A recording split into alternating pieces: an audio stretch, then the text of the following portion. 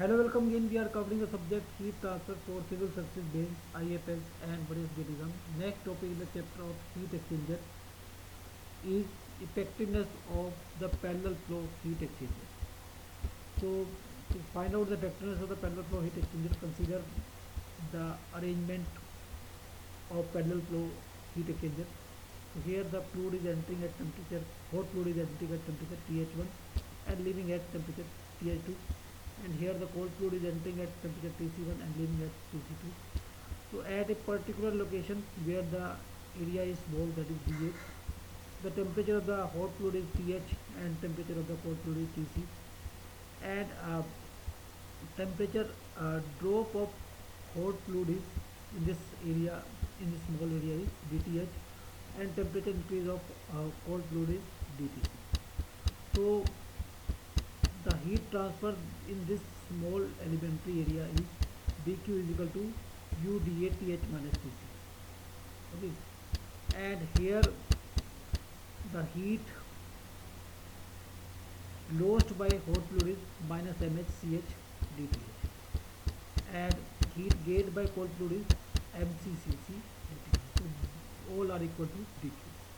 Okay, so now this mhch can be written as capital CH, where capital CH is capacity rate, and mccc can be written as capital CC, where CC is capital CC is capacity rate of cold fluid. So this is equation number 2, this is equation number 1. Okay, so now from this 2 we can find out dth and dtc. So that is minus dq by capital CH and dtc is just dq by cc.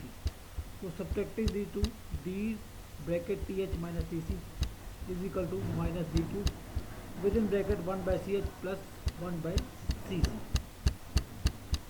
Okay, so here this is your d bracket th minus tc,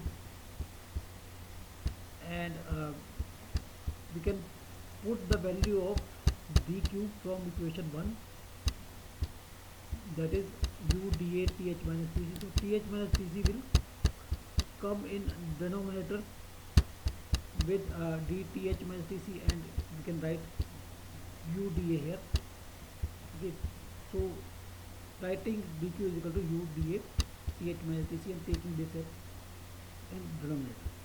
Okay, so now we can perform integration, and the limits for integration will be your, here it is th1 minus tc1 and here it is th2 minus tc2. So these are the limits for integration for temperature, and for area the limits are total area 0 to total area. So after integration we will get ln th minus tc, and after putting limits it will be ln th2 minus tc2 divided by th1 minus tc1, and is equal to minus ua bracket 1 by ch plus 1 by cc. Okay, so this is equation number 3, and it is in terms of th2 tc2 th1 tc1. So now we will introduce effectiveness. So formula for effectiveness is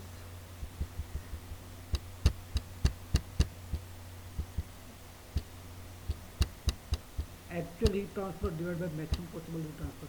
In terms of hot fluid, it is mhch bracket th1 minus th2, and maximum heat transfer is C minimum th1 minus th1. So this is your ch, capital ch, and this is th1 minus th2, and this is your C minimum th1 minus th2. So now in terms of cold fluid, it will be mccc bracket tc2 minus tc1 divided by C minimum divided by th1 minus tc, or mccc can be written as capital cc. Okay. So now these effectiveness are in terms of thcc, th1, th2. Okay. So now from these two we can find out th2. Using this, th2 is equal to th1 multiply this by effectiveness, so that it will be th1 minus tc1 effectiveness C minimum by ch. Okay, taking the ch also, and then shift the sign. from this we get TH2 is equal to TH1 minus C minimum by CH, TH1 minus TC1. We can do this. Okay, now from this equation we get TC2 as TC1 plus C minimum by CC bracket TH1 minus TC1 into effectiveness. So now subtracting these two, TH2 minus TC2 will be equal to TH1 minus TC1 minus C minimum by CH, TH1 minus TC1 effectiveness bracket 1 by CH plus 1 by CC. Or we can take common TH1 minus TC1. So TH2 minus TC2 is equal to TH1 minus TC1 bracket medium bracket 1 minus epsilon C minimum bracket 1 by CH plus 1 by CC bracket close and next. So now we have the value of TH2 minus TC2. So we can put this value of TH2 minus TC2 in expression 3 here. Okay. So then the equation 3 becomes 1 minus log E 1 minus epsilon C minimum bracket 1 by CH plus 1 by CC bracket close is equal to minus UA bracket 1 by CH plus 1 by CC. Okay, so this will be equation number 3. The right hand side is same, just we have converted this TH2 minus TC2 or put the value of TH2 minus TC2. So now taking antilog, so if we take antilog, then it will be 1 minus epsilon C minimum bracket 1 by CH plus 1 by CC is equal to exponent minus UA bracket 1 by CH plus 1 by CC bracket close large bracket. Or from this we have the factorial expression is 1 minus exponent bracket large bracket 1 minus UA medium bracket 1 by CH plus 1 by CH large bracket close divided by C minimum bracket 1 by CH plus 1 by CC. So now we can take CH 1 by CH common from here. So then it will be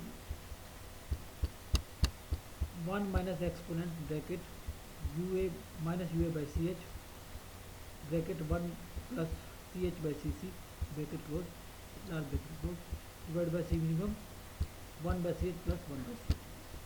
Okay, so then this is the expression for effectiveness, and further we can modify it.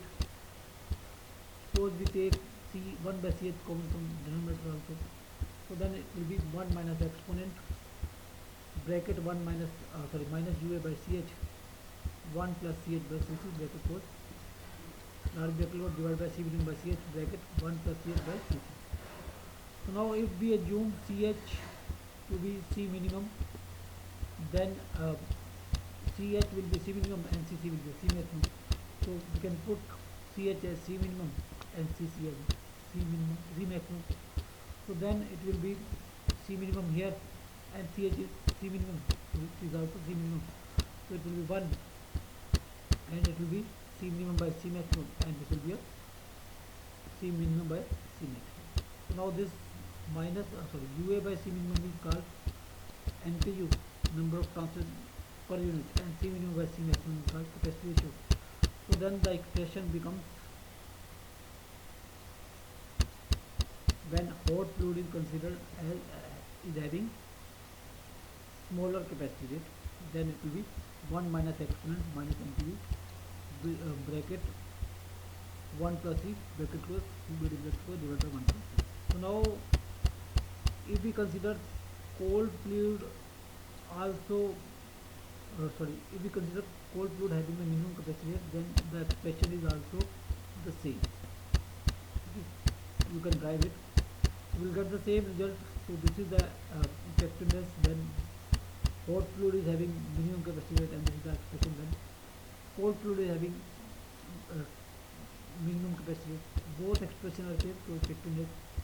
So this is the formula for effectiveness of parallel flow heat exchanger.